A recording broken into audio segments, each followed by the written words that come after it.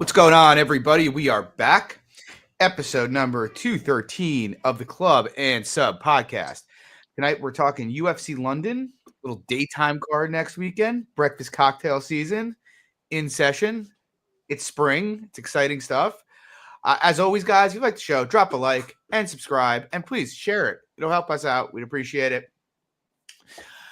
As usual, we're brought to you guys by fightnumbers.com. For 30% off your first month subscription there, you can use the promo code CLUB, CLUB. Some of the things they have to offer, they got the live odds screen. It shows you live odds in real time from books foreign and domestic. They got John Kelly's DFS projections, which are tremendous. They got the trends tool there, and they got bets from Pepe and Ozzy. It's a great organization they're running over there, so check it out, fightnumbers.com, promo code CLUB. And yeah, before we get into this, we can talk about last night. I think we both did pretty well. I was on the precipice of a huge night before the main event. And unfortunately, well, we'll get into it in a second. So, yeah, I ended up plus 2.31 units on the night. I had the under 1.5 in the Sung Woo Choi fight at plus 135 for a unit. I had a half unit in that fight on Sung Woo Choi. That did not work out, but the under did get home. I had the fight goes to decision in Su Young Yu and AJ Cunningham for 2 units at plus 114. I also had 1 unit on AJ Cunningham plus 425. That did not hit, but the goes the distance got home pretty easily. I had 5 units on Carly Judice minus 353. A lot of line movement there. It's pretty scary. Yeah. Crashed all the way to like minus 220 on Friday night, and I was like, what am I looking at? Like this is nuts. I was like, is there an injury or something? But nope. Then the fight went off, and she did more or less what I expected and just ripped right through her. Dubin, not a UFC caliber fighter. Judice is. I had Priscilla Cachoeira. Sadly, I cashed out of that bet. I got a little nervous. I saw, Narco made a good point about the fact that Nunes was coming down in weight and Catch was going up, and she was 36.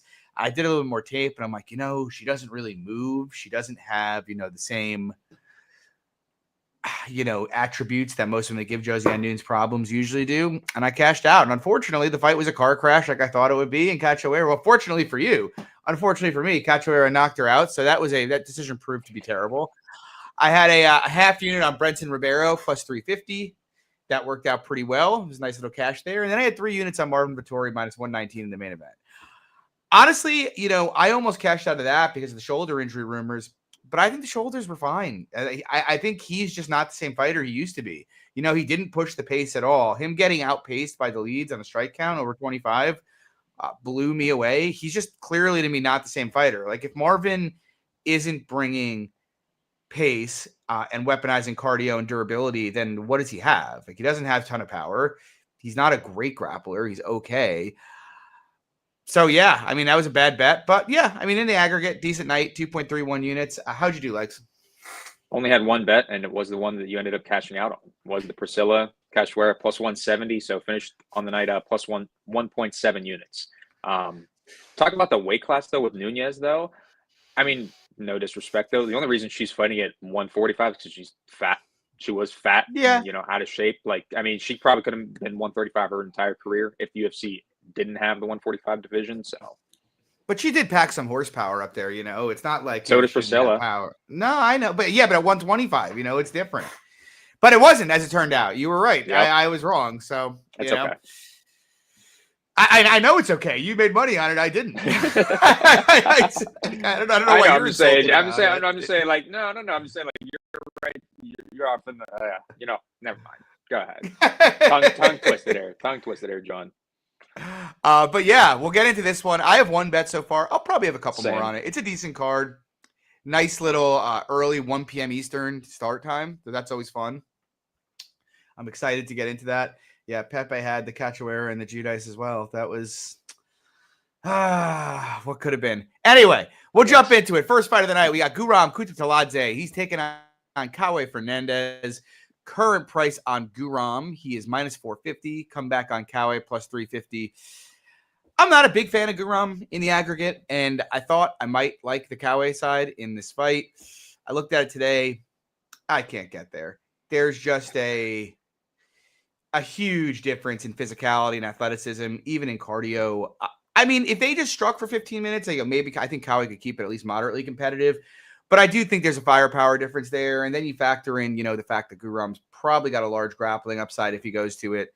And he's also just fought, a much higher level of competition. And I'm just not interested in it. I think Guram should do fine. He really should finish Kawe here. What do you think, Lex? Yeah, I think honestly this is more of a softball, if anything, for Guram, because I mean, while Guram is a bit of a quitter himself, like Fernandez has, round and a half of cardio. Yeah. Not too hard to predict on the feet. I mean, very, very easy to read. I think this should be pretty easy for Guram on the feet. And then, as you mentioned with the grappling, he has a very large path there. So big juice Guram should be fine. And it's funny, you actually talk about the under, though. The over's actually taking some juice now. Taking some steam, I should say. It's like minus 190. What's that? Or no, minus for 2.5? Yeah, minus 190 and minus 250. Oh, no. I'm looking at the wrong thing. Yeah. Yeah, you're right. Minus 175. That's interesting. I'm kind of interested in the under, honestly. But we move on. We got Nathan Fletcher taking on Callan Lochran. Current price, Fletcher minus 140. The comeback on Lochran plus 110. What are your thoughts here, Lex? For some of you that don't know, this is a rematch. It is a rematch. And funny enough, I actually taped that. I got to that fight actually coming after tape because that was a rematch that, wasn't like a recent rematch like we had with the Leeds Vittori. So I just kind of, wanted to scroll back to that afterwards. And that fight kind of played out how I thought this matchup would. Like I thought Fletcher would have some wrestling success. Lochran did have some reversals of his own, but to me, Lochran's just very easy. Again, another guy that's very easy to read on the feet. Very stationary, very wooden. I think Fletcher, if anybody of the two can make big improvements from that first matchup, again, obviously 7 years ago, so obviously I would hope both would. But to me, I think Fletcher definitely can level up in that grappling. So it's interesting that a lot of steam's coming in on the Kalen side because I think Fletcher's the better grappler of the two. And if anything, I think can improve. And Fletcher, I think if anybody of the two would improve their striking. So yeah, lean Fletcher side for me, no bet currently. Yeah, I was kind of thinking about betting Callan at like plus 150, and then I woke up this morning and it was plus 110. So I guess he took a bunch of steam overnight. So yeah. I don't really have interest here. To your point, the first fight was 7 years ago, so I'm not sure how relevant it is. Right. Having said that, there's just not a lot of guys in Callan's pro career who have tried to wrestle him. He's only faced a handful of takedown attempts, and I don't think he's got very good takedown defense from the little I've seen. Now, he's a young fighter who should be improving, so it's possible that changes. And obviously, he's very stocky, very strong, which is a good build for defending takedowns. But I don't think his hips look that great to me when I watch. Having said that, I feel Callan has a pretty good get-up game. I mean, he's obviously a black belt in jiu-jitsu himself. Like, he should be able to work up a lot here. On the feet, I think Callan, to your point, I think he's not a great striker. He is very stationary. He's easy to get off volume on. But I think Fletcher kind of sucks on the feet. He's hittable and and you can tell he doesn't want to be there, right? Like you can tell that when he's on the pretty feet, one-dimensional in his approach. He's trying to get the grappling going. And that's the thing. If he doesn't get the grappling going, it's probably looking like a 50-50 fight, if not very much favoring Callan. So yeah, maybe even thinking of stopping him. So yeah. I will say, I think Fletcher's cardio looks pretty impressive to me. I like the fact that he knows what he's good at and doesn't fuck around on the feet and likes to push the grappling aggressively. I don't know. I don't have a great read at it at this price. I think Fletcher will get takedowns here. I am skeptical how well he controls Callan. I think, to your point, I don't think the first fight's all that relevant, but I think some of what we saw in the first fight with Callan like kind of transitioning to dominant spots, I think could happen here too off of Fletcher's grappling. I don't know. I feel at the price there's a bit more upside on Callan than there is on Nathan. I'd be a little surprised if Fletcher comes out and looks minus 400 in this fight. Whereas if Callan's able to just consistently reverse him or work up and land harder shots and just looks like an all-around, decent favorite, I wouldn't be terribly shocked at that outcome. Do I want to bet on that? I don't really know. There's just too much uncertainty with Callan's defensive wrestling, because I mean, maybe he gets up and he gets taken down 10 times over 15 minutes. I don't know. That could happen.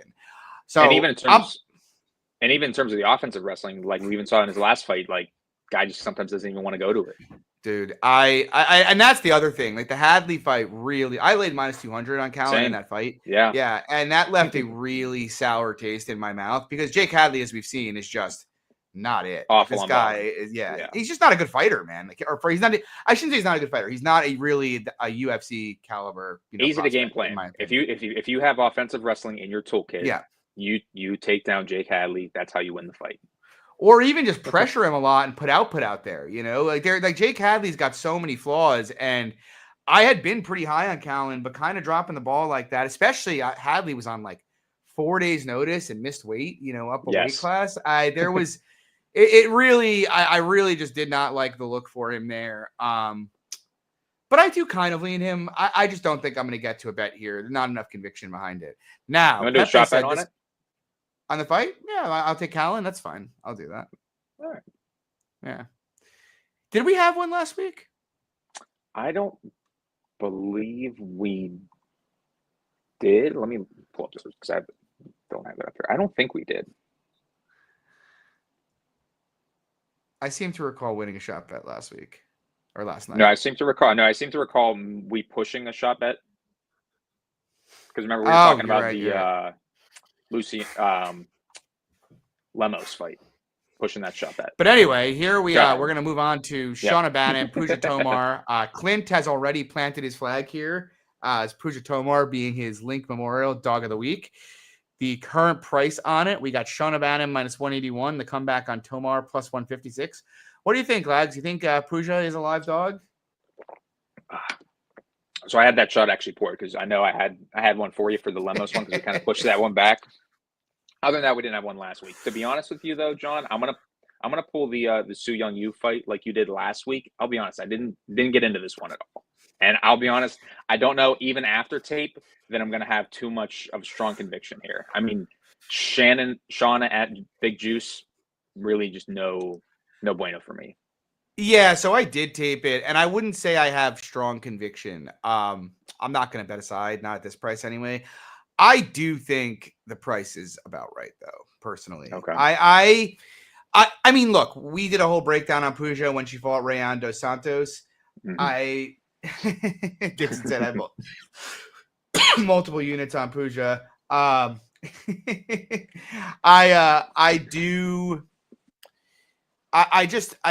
didn't like her going into the Dos Santos fight. That fight didn't really change my view on it. Frankly, on rewatch, I think she lost that fight 30-27. I think it was a pretty terrible decision.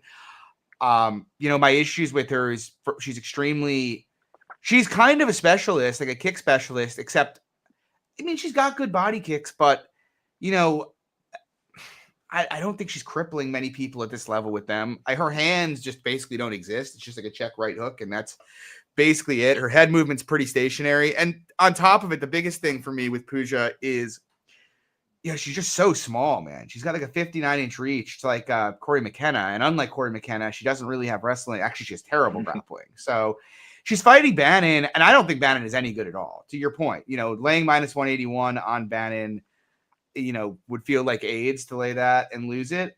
I do think, though, should be fine in this fight, personally. Like, she's got a 10-inch reach advantage here. Bannon's not great, but I think there's a bit more diversity to her game. I think she should land a lot more head strikes than Puja. And to that point, it's like, she had a fairly competitive striking match with Bruna Brazil. She obviously beat Alice Ardelene in her last fight. I think both of those women are more imposing in the pocket than Puja is. So I feel like she should land those.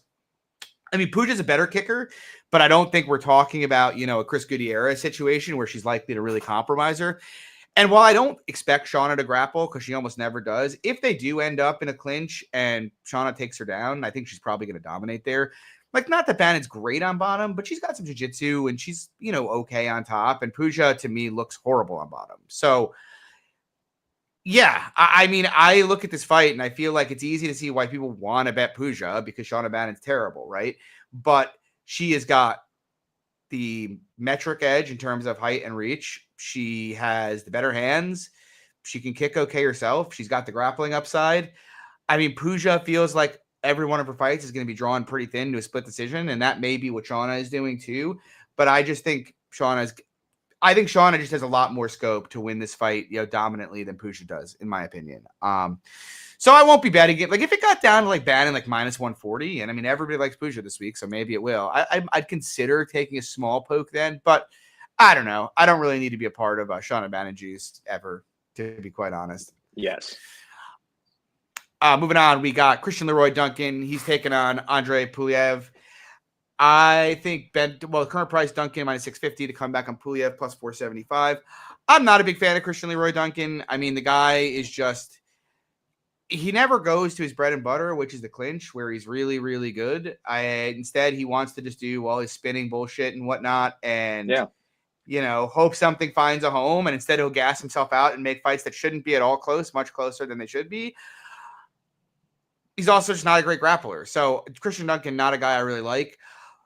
But having said all that, I think Pulv is quite terrible. He was a decent sized dog in his Contender Series fight. He looked okay there. He's got a decent left hand. He's got decent striking. But he's given away a huge gap in athleticism here. He's given away a lot of reach here. I feel, honestly, Duncan might be the better grappler in this fight. Am I eager to bet, or take even props on a Duncan minus 650? No. But, the truth is, even though I don't like Duncan's game, I think he is like a top tier athlete in the UFC, right? But I feel, I don't know.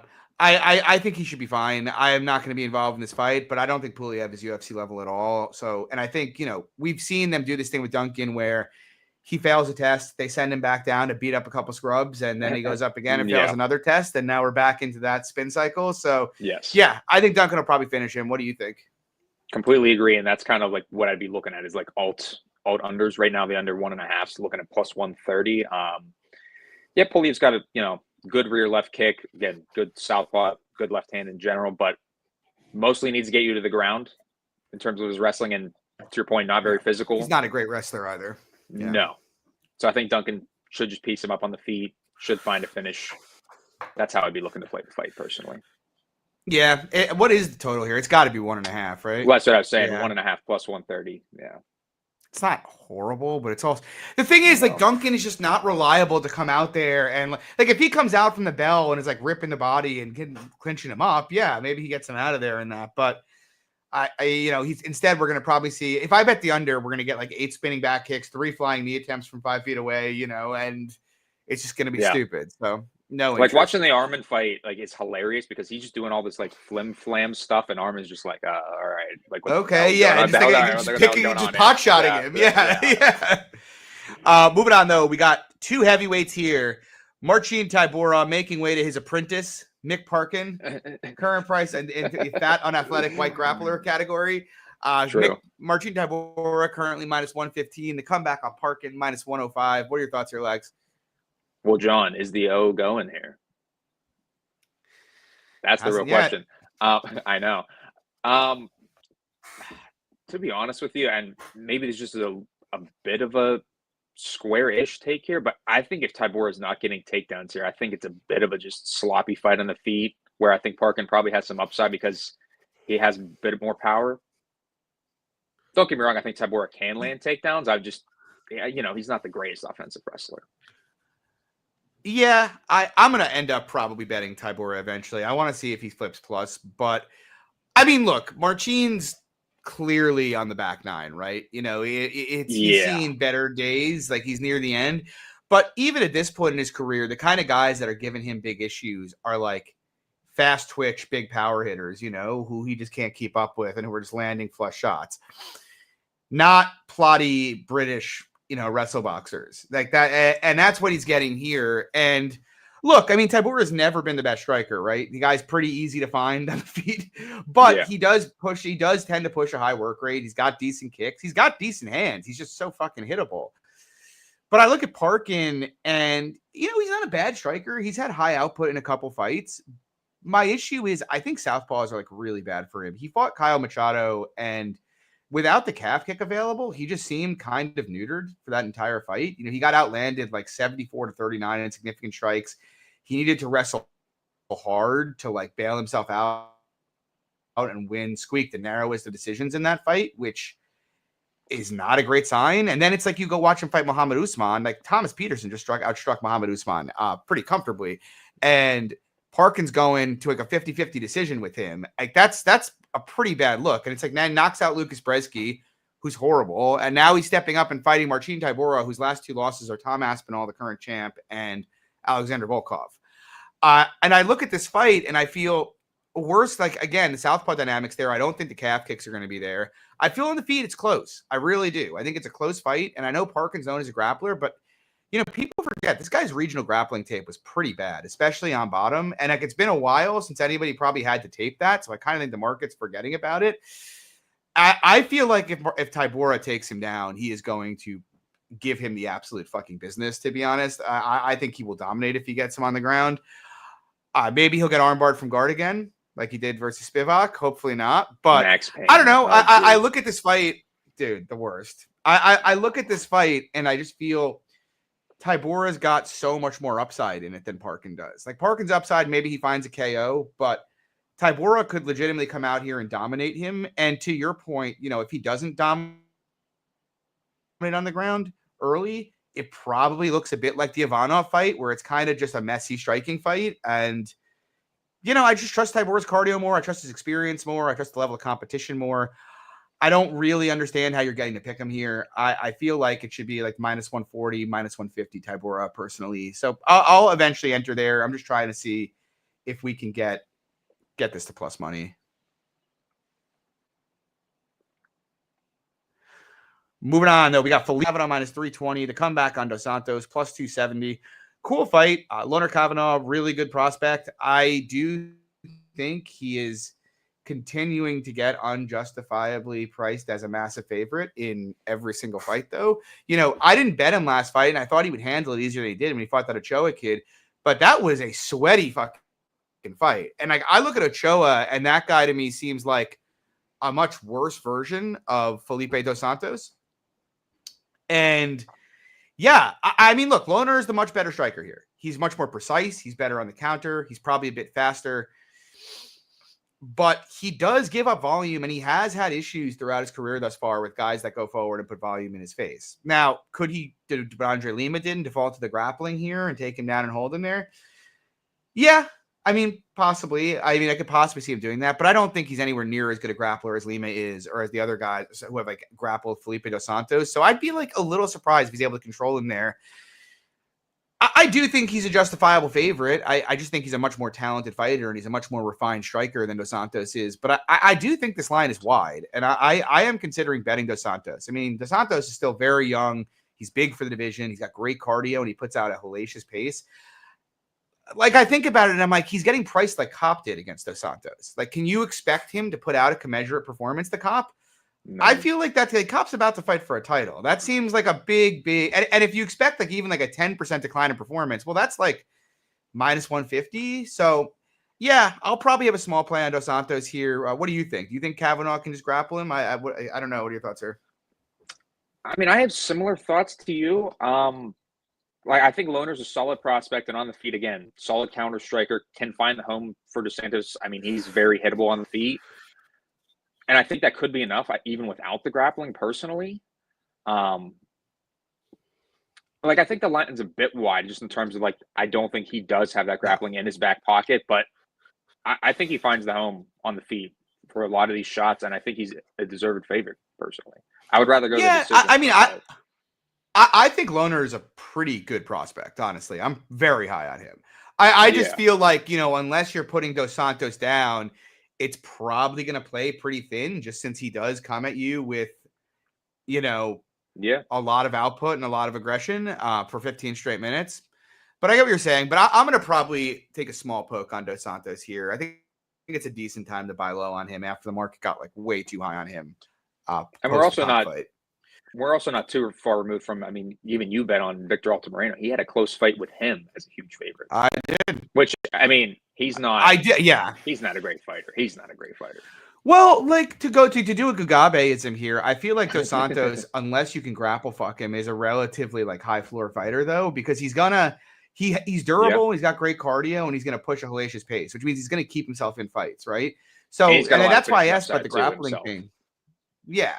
Yeah, exactly. So, yeah, I think Lonner should win. I think he's the better fighter. I just feel like it's going to probably play pretty close until Lonner knocks him out. And if it goes to the cards, it's probably going to be very close. So we'll see.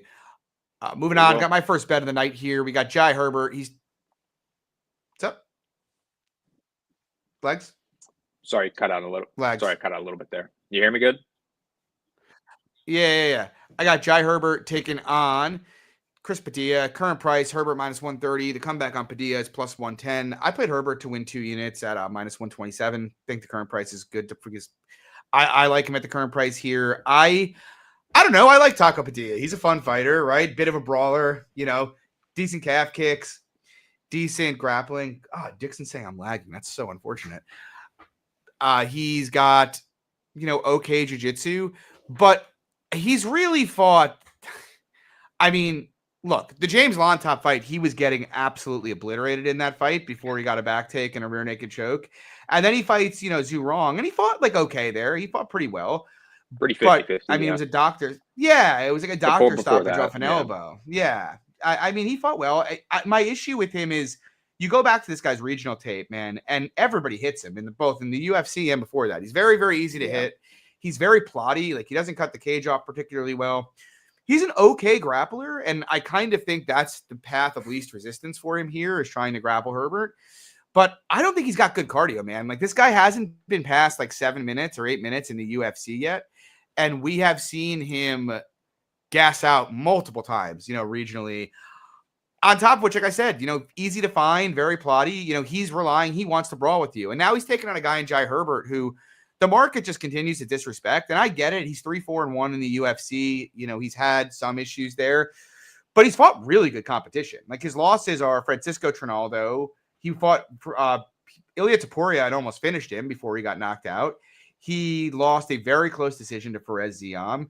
He basically got robbed, in my opinion, by Ludovic Klein and was kind of a shitty point deduction away from winning that fight. And I mean, these are all competitive fights against pretty high-level guys. And now, last fight he's picking with Rolando Bedoya, and he lit him up. Now he's only minus 130 with Chris Padilla. And my biggest concern on the Herbert side is just the man's 36 years old. He has shown some chin issues in the past. But, I mean, he's taller by 4 inches than Padilla here. He's got 3 inches of reach on him. He's much faster. He's got much, much better footwork. Maybe Padilla can have some grappling success similar to Hanato Moicano did. But I don't know, man. Herbert, Klein tried to grapple him, and Klein ended up paying for it bad when he was on bottom. I think Padilla, if he tries to grapple him, is going to probably gas out. And I wouldn't be shocked to see Herbert have some grappling success himself. I could see Padilla knocking him out or hurting him maybe, but I just feel like he's just so much more proven than Padilla is. He's so much faster. He's a much cleaner striker. He measures distance way better. I just don't really see why he's getting priced nearly in pick'em range. I feel like it should be much closer to minus 170, minus 180 here. I think that does a good job of capturing, the Padilla finish upside / grapple upside. What do you think? I don't think there's much grapple upside at all for Padilla, personally, to your point. Yeah. I to get a little, since we are in London here, John, to get a little cheeky on this fight and see if there is, when this prop does end up coming out, I think a Herbert decision only at better than minus 150, I think would be a great play. Because, again, to your point, I think he's going to be much faster, much more technical on the feet. Sure, maybe Padilla has a moment or two, but, I mean, really outside of those, to me, he needs a finish. I mean, again, maybe that's just narrowing his path to victory on my end, but if this goes 15 minutes, I'd be pretty shocked that, Padilla has solid success in the grappling. I think he probably needs to hurt him a couple times if it goes 15. Yeah. I agree with you, though. Herbert's kind of a pain. Herbert's a fucking pain in the ass to control, man, because he's so fucking long, he's Moicano was almost his size, and Moicano is like a god tier jiu-jitsu player. Chris Padilla is not that. I like Herbert a fair amount. Is the undertaking steam? Yes. Wow. The under is only minus 162 to the over. I mean, it's kind of, I shouldn't say it's not shitty, but I'm sitting here man, if the GTD is minus 130, I would take that. But I also have a bet on Herbert. Right. It's almost feels like you're doubling down on your equity there a bit. So yeah, moving on. We have a great fight here. Nathaniel Wood taking on Morgan, the last pirate, Charriere. Absolute banger. Current price, Morgan Charriere, minus 165. The comeback on Nathaniel Wood, plus 145. What do you think, Alex? Absolute banger, and only bet so far have, and it's on Nathaniel Wood. Better 1 unit plus 140. Morgan Charriere minus 200 split merchant. Tough to get there really, because I feel like his upside isn't much, not a ton of volume in general. Like, sure, the guy has some pop in his hands, but Nathaniel Wood, very proven UFC guy. Again, solid volume on the feet. Could he go to the grappling here? Maybe. Like, I could see both guys having a little bit of grappling success, but nothing extended really. But if you're going to give me, again, the more proven guy who I think can have, again, much more volume on the feet at plus 140, yeah.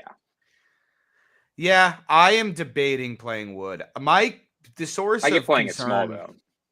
Yeah, the source of concern for me is the bigger issue is Morgan's got big durability and power edges, in my opinion. Yeah. And, Woods, I don't think he's chinny, but he's been cracked a few times, in his career. And I could see him getting cracked again here.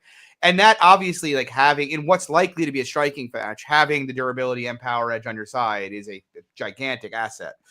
Having said that, to your point, I don't think skill for skill on the feet, it's close. Morgan's a good technical boxer, but he's easy to hit. He can get paced. I mean, the guy got outlanded by a 20 distance strike by Chepe Mariscal. And like, Chepe's tough, but he's not a great striker. He tends to just be all physicality. Like, you put Chepe in there with Nathaniel Wood just striking, he's going to cut him to ribbons, I think there's a big speed edge here for Wood. He's a much better defensive fighter. He should be able to get his leg kicks going.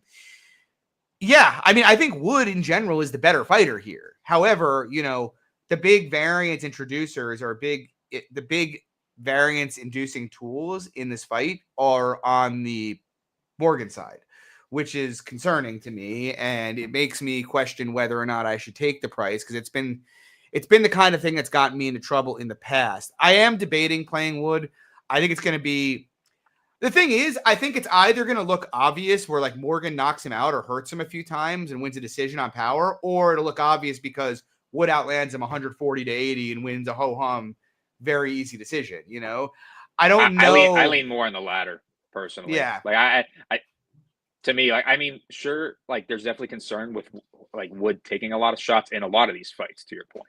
But yeah, he is such a good fighter, though. Yeah, Nick says Wood doesn't have a chin. He's only been, believe it or not, he's only been knocked down twice in 11 UFC fights. Dixon saying, I love Wood. I do like Nathaniel Wood. But I am, I don't know. I'm contemplating it. I lean to the Wood side. I was hoping we would get I missed it because I taped it today. I was hoping it'd get like 165, 170. Now it's 145. I do think, though, it's like one of those fights where you almost, I don't want to say you have to go with the guy like Wood, but Wood's obviously got 11 UFC fights, has fought some pretty high-level competition, whereas Morgan's 3 UFC fights are Gabriel Miranda, who's a bum, Manolo Zucchini, who's a bum and not in the organization anymore, and then he fought Chepe, who's solid, but he lost that fight, and he just got outworked and outdogged in it. So, yeah, I am. And the other thing is, like, I look at the total here, and it's right now, let me see, what is it? It's minus 220 to the over. So, like, and it's not getting bet. So the market thinks this is like 70% to go the distance. I feel like that's kind of at odds with Charriere's money line. But, yeah, I lean Wood. I may get there on a bet. Nathaniel Wood undefeated in the O2, John. Did you know? There you go. 6-0. 6-0. 6-0. British judges against the French. The Brits against the French. A tale as old as time. The French may win. The French may win in soccer, but not in MMA. Moving on, though, we got another pretty good fight here. We got Jordan Vucenic. He's making his second fight in the UFC. He's taking on Chris Duncan. Current price, Vucenic, big fave here. He is minus 360. The comeback on Duncan, plus 285. What do you think, Lags? You think Duncan's live? A little bit, maybe. Personally, I'd rather target a total. Like, I'd rather go for violence here. I think Vucenic probably finishes him, quite frankly. I think on the feet, like, again, Duncan is very wooden. I'm going to use this term a lot on the podcast already. Easy to find. Very, very easy to find on the feet. Easy to hit. And, I mean, could Duncan have some grappling success? Sure. But I think more often than not, Vucenic can find some, like, like opportunistic offensive grappling of his own. Like I think Yeah. you can definitely put him in some hairy spots on the mat. Yeah, I think it's I kind of wanted to bet Duncan, but to your point, Duncan, it's just every guy that's got a big speed advantage with him. He's just so slow, and he's so, to your point, easy to find. Yeah. And Vucenic, I mean, he's a very, very fast fighter, good tie striker. He should be able to find his shots pretty consistently here. I don't think he's a lot better skill for skill than Duncan is, but I do think you have a big gap in athleticism and durability between the two. I know Duncan hasn't been knocked down in the UFC yet, but he does not seem very durable to me. Like, the guy gets wobbled in almost every single fight, and Vucenic has got an absolute beard on him and, hits pretty hard. And yeah, I agree with you. Like, Duncan's, he's faced a decent run of bad grapplers, and he's fighting now Vucenic, who's a pretty good grappler. If he gets tired, he could get stuck on bottom, but I agree. You could see like an opportunistic back take here. Like, I really wanted to get there on Duncan. I think Vucenic is pretty good, and I feel like Duncan's margins here are going to be pretty thin. He doesn't really have a very clear path to winning minutes in the face of just the athleticism, speed, and firepower of Vucenic. So, not to mention too, full camp on Vucenic. Last time out was a short notice because against Guram was actually supposed to fight Al Sawadi, so he stepped in short notice. So first time on full camp here. Yeah, it's one of those things where if I thought Duncan was more live to knock him out, I'd be much more interested in it. But I don't think a Duncan knockout is all too likely, and I don't think a Duncan grapple fuck is all too likely. So it's like you're relying on him to win minutes against a really good striker who's really, really fast, and I think it's hard to get there with that dynamic. So I'm probably going to pass. Like, if it got to plus 400, I'd be interested. But I mean, even then I might pass it though. Like, I don't, I like Chris Duncan. He's like a blue collar meat and potato guys, bring your lunch pail to the octagon, whatnot. And that's fine against really low level guys, but that kind of thing gets brick walled pretty hard against athletes like Vucenic. So yeah, I lean Vucenic. I won't have a play here. Moving on, we got Molly Meatball McCann fighting in the O2 against Alexia Thainara. Current price, Thainara minus 200. The comeback on McCann plus 170. I don't know. I don't really like the idea of betting Molly against the grappler, just because she has displayed quite poor bottom game. At the same time, I'm fairly skeptical about how good Alexia Thainara actually is. She hasn't fought anybody of consequence, really, in her career thus far. And it's just Brazilian bum after Brazilian bum. She did beat Rayonda Santos, and that's her best win. But Rayonda Santos is barely holding on to a roster spot, And she did fight Bruna Brazil and got guillotined there in that spot. Yeah, and now she's fighting. And the chick she fought on Contenders was absolute garbage, Rose Consejo. Oh yeah, and now she's fighting Molly McCann, who's not great. She's certainly average. Not great. Yeah. But McCann is, she's the much bigger woman. I think she is the much better striker. If they're standing, I like McCann's boxing just quite a bit more. A lot more volume, a lot more power. It's just a question of the grappling and can she stand up to it? And I'm not entirely sure. Obviously Bruna Brazil getting grappling going against her, pretty concerning. I don't really care about the fact that Aaron Blanchfield ripped her on the mat. I don't know. It's hard for me to bet Molly against, a woman like Thainara looks like she's got a good doctor. She's all the Brazilians do these days. She's a pretty good athlete. She's pretty strong. And that dynamic's probably enough to keep me off at plus 170. I do think, betting Thainara to come out at minus 200, that she's going to come out and look minus 300, minus 400 as, a debutante who's fought nothing is on a little short insane. notice. Yeah. Very short notice in the UK. I'm actually fairly surprised they agreed to take this fight, McCann, because she was going from Estella Nunes, who's basically just a one round and then full blown gas job, and now she's fighting a wrestler with cardio. That's not really your ideal scenario. But I guess they're confident. I'm probably not going to bet it. I think the line could potentially be wide. It's just really too hard for me to trust Molly against the grappler. What do you think? I mean, to your point, Thainara is definitely not good, and definitely That's not my long point. for Yes. and definitely not long for the UFC by any means. But like, I think she has the tools enough to beat Molly. To your point, the offensive grappling being one of the huge ones, and even on the feet, even though she's not clean, I mean, she throws hammers, and it's again not technical. It's a lot of wild power shots. And Yeah. if they stay standing for 15, yeah, I would favor Molly. I She think could Molly probably get the fucks her better. up if they Yeah, strike, right. honestly. She could probably get the better to striking, but I think Thainara can get the takedowns here. The under's huge. I'm just trying to think 200. about the weird thing is with Molly is it's like we haven't really seen her fight like an average grappler who's a proactive grappler. Actually, I guess Brazil kind of owned her on top. So that's She's pretty huge too. concerning. That's the only. She is. Caveat there. But it's like I don't care that she lost to Jillian Robertson. I don't care that she lost to Erin Blanchfield. I don't care that she lost to Tyler Santos. You know, those are no. Like what are they all priced against Thainara? You know, I don't know. It's a huge concern too. In that contender series fight of Thainara, like she had the offensive grappling advantage there, and she's getting takedowns, and she's just letting her up. Also, that man, like that she did it regionally too. It's just a weird bugaboo to me because to me, like that's your huge advantage, especially in this type of fight. So once you get her down, it's like, are you just gonna let Molly up after like 30 seconds if you're getting like tired of Molly like hitting her and they're like everybody's booing you? And also, how well is she going to grapple if Molly's putting her on the back foot and coming out pressuring? I'm not really sure. Plus, she's going to be in the O2. It's going to be fucking loud. Like, these debutantes get jitters like all the time. I don't know, man. I've got like, and the more we talk about it, like, I really do think Molly's the side here. She's just so heinous on bottom. It's really like hard. It's hard to do. But I don't think Thainara is like a great grappler, So I'd be curious to see what the sub is, though. If the under 2.5 plus 200. No, I mean, I bet Stoliarenko. I kind of expected that to happen. Stoliarenko's very dangerous for a round, but the unders. But yeah, that's true. I mean, it's almost like that would be.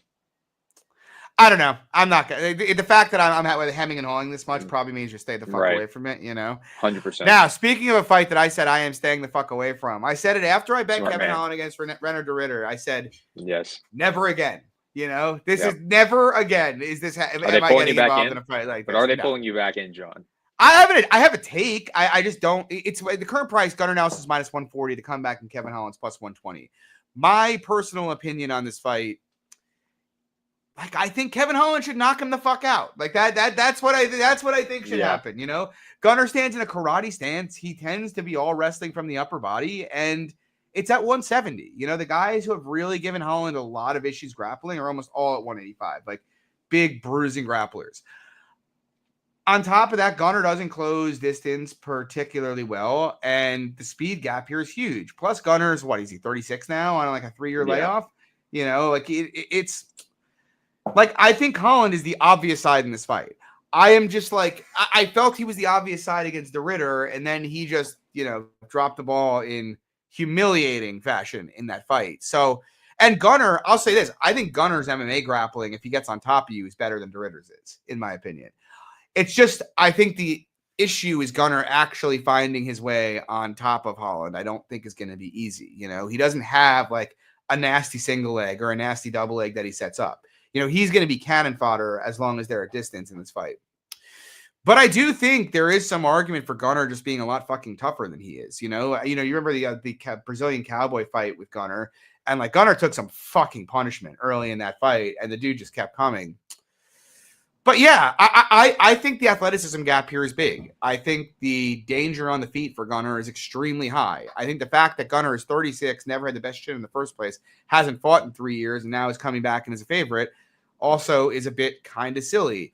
I just don't know if I can get there again with Colin, man. Like it's just like every time I fucking bet the guy, man, it is crazy. I saw Rich post a tweet about how good he's been on Kevin Holland, and I'm like, I am literally the exact opposite. I bet Derek Brunson against him back in the day, and other than that, it has just been like Fluffy red candle Hernandez. down the entire way.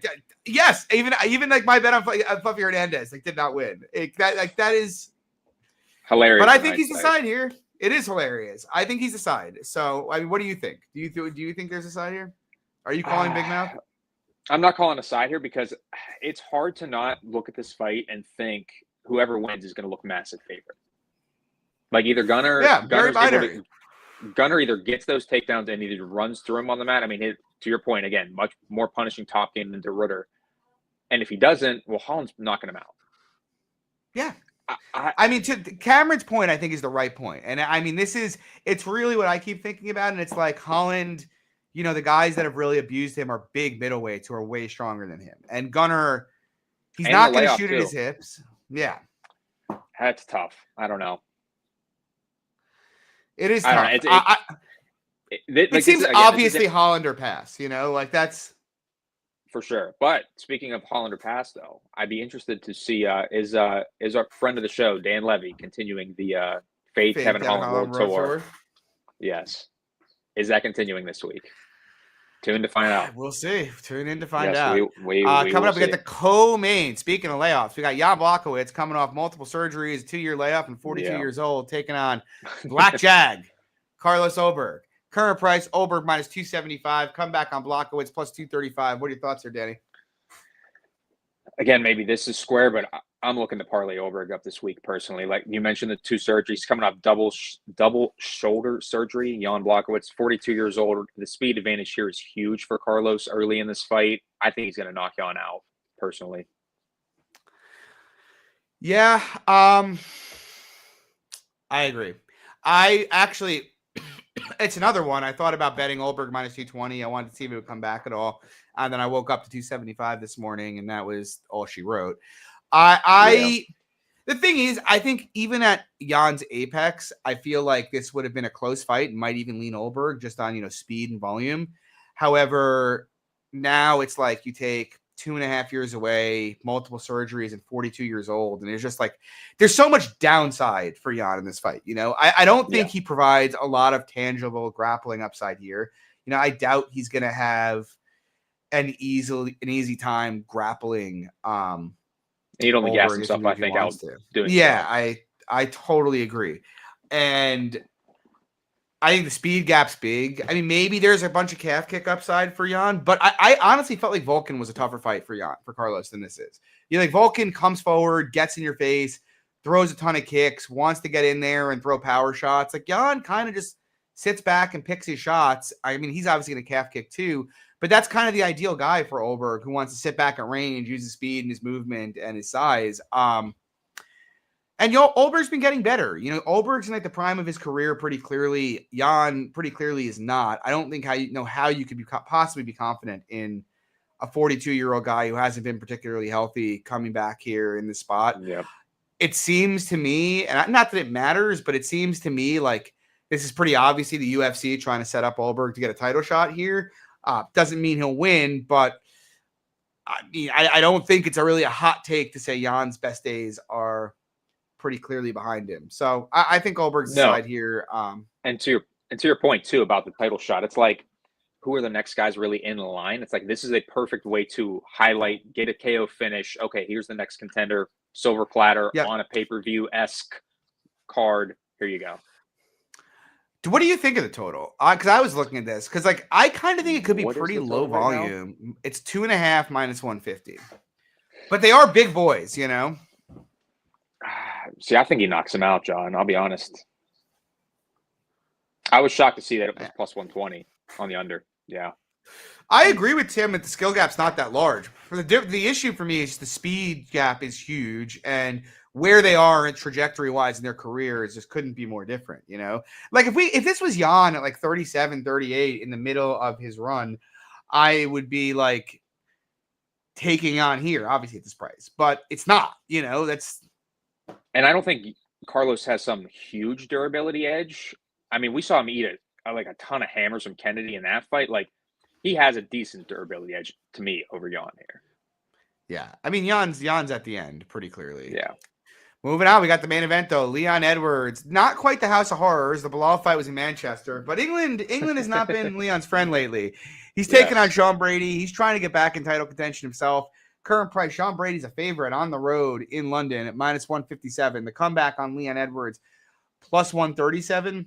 I gotta say, I've gone really back and forth on this fight. You know, I've had a really tough time reading it because I was taping it. I taped Leon first, and then I'm watching Brady, and I watch his fights with Gastelum and with Bilal, and I'm like, dude, Leon's gonna fuck him up. Like, he's not gonna be able to set up shots the way that he did in those fights here. But then I watch his fight with Burns, and man, like, dude, Burns, he's old. He's not the fighter he once was. Burns is a son of a bitch to take down, man. Like, Hamzat only was able to get him down once. He's just he's an excellent grappler, and Brady mostly had his way in that fight. And it kind of got me off of wanting to bet Leon at plus. And I'm sitting here, and I don't know. I'm going to probably not have a bet on this fight. I don't think, unless there's a radical line move one way or the other. Same. But the issue is, I think Leon has the tools to win this fight. But I think to win this fight, he's got to do one of two things. He's either got to pressure the shit out of Brady, because when Bilal pressured Brady, his takedown attempts were garbage. Like, he is not taking down Leon with any of the attempts he had against Bilal. No. The problem with that is Leon doesn't throw enough volume or throw enough power shots to really effectively pressure. You know, he's so cautious about letting his hands go that he can basically never get himself on the front foot.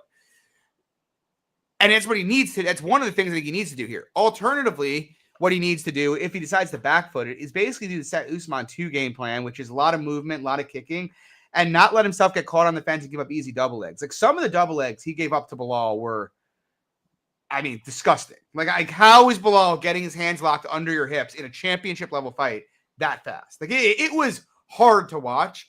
I don't think the defensive grappling's that great. No, it's not. Point blank, I just don't think it's that great, and I think that's why you're seeing the steam on the Brady side. But what I will say is, I did think Bilal did a really good job of timing his takedown attempts under Leon's 6 strikes, you know, and getting in there. And I'm not totally convinced Brady is going to be as good at doing that as Bilal was. And I do think if Brady gets stuck in the clinch with him, unlike Burns, Brady is not going to win the clinch here. Like, Leon will butcher him if they're in like over-under positions.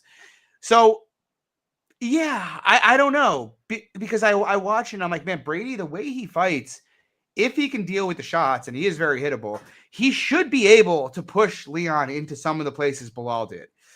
Yeah. But at the same time, I'm not comfortable saying Brady's as good as Bilal is, you know? And even the Bilal fight, if we're being honest, like, that fight was like if he has one of those reversals in round 4 or round 1, 30 seconds earlier, he's probably wins the unanimous decision and defends the title. Like, I know Bilal won the fight, and everybody talked about how Bilal mogged him and whatnot. Dude, that fight was a pretty competitive fight. Like, much more so than I think people realize.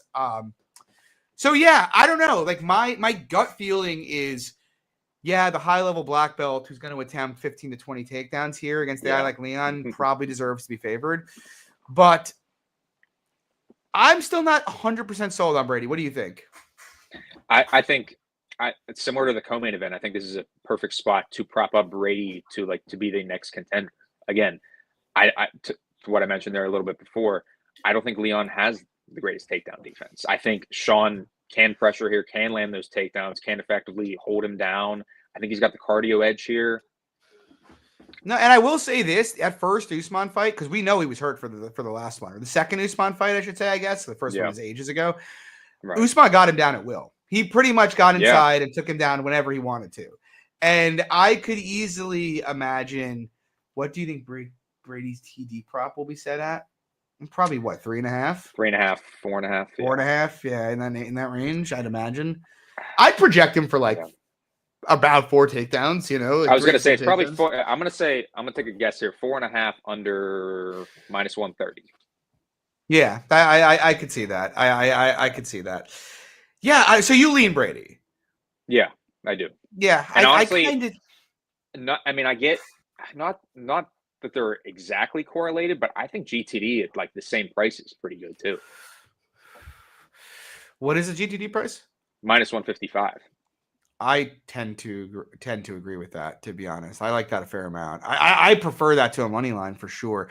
I mean, I would say, is anyone sub, like Bilal couldn't sub Leon? I mean, Brady's got very good jiu-jitsu, so he could sub him, but Right. I mean, and Leon's not that dangerous, man. Like, honestly, himself. He's really not, No. Other than, when I bet a minus 330 Yes. and there's a minute And left the to head fight kick. while he's dead gassed out. And not only Yeah. you, John, also the I was going to say all the lock of the night contestants there. Oh yeah. All their money. Oh yeah. They all lost on that. Yeah. Not all them, but mostly just him. We don't talk about that though. No, we don't. But we just did. Yes. But yeah, I mean, I'm excited for it. I think it's a pretty binary fight. John, it's Puja Tomar fight week, so it kind of makes sense, right? It is Puja Tomar fight week. I'm excited. You know what? I'm always excited when we get like last night we went to my my best friend growing up. He lived 2 houses away from me. Now he lives 3 blocks away from me where we live now. We went to his 1-year-old's birthday. So I missed like every fight but 2. I came back like drunk and I was like, fuck yeah, I'm up 6 units right now. We got Marvin Vittori. He's about to fucking ship it, and then got back, poured myself an old fashioned and started watching it. I was just like, oh god, I'm just gonna go to bed. Dude, I was out on a St. Patty's bar crawl yesterday, and I'm going through, and I wasn't paying attention to the fights. We're going out having our drinks, and I look down after a second, and I'm like, oh, Charriere won by knockout. Nice. Let me look at Twitter feed real quick. Let me look at it. I'm like, oh shit, just fucking you were texting me, and I was like pretty drunk too. And then the last thing you said, I was like, fuck, I can't believe Vittori. And you just sent me a screenshot of Charriere knocking out dudes. I was like, yes, I know you won, Lags. Thank you. Sorry. And then I keep looking, and I'm like, damn. Even the Vera fight too, the Vera Musashi. I missed it, bro. I literally I missed like all of it. I looked down. I was like having a cigar by my buddy's fireplace at fire pit at like 9:30 or like 8:30, and I looked out and saw Ribeiro won. I was like, yes! And everybody around me is like, what happened? I was like, yeah, don't worry about it. Yeah, we're good. Hey, don't worry. But anyway, guys, that's going to do it for tonight. We'll be back. I think we got, if I'm not mistaken, we have 4 straight weeks of MMA here coming up. So we'll be back every Sunday for the next 4 weeks, 7 p.m. Eastern. Like Andrew said, guys, please, if you like the show and you're watching it right now, drop a like, subscribe, share. What are you going to say, Danny? What I was going to say, because I know we didn't do this for UFC 314. Oh, yeah, we didn't do that. We didn't really talk about it. Yes, 313. It's my fault. I've been very busy. That's okay. We will do a giveaway for this card. We'll talk about we're going to do it for the daytime card. Yes, how about it? Giveaway for the people. I'm in. $100 each. How about it? We'll do a little $200 bonus in there for people.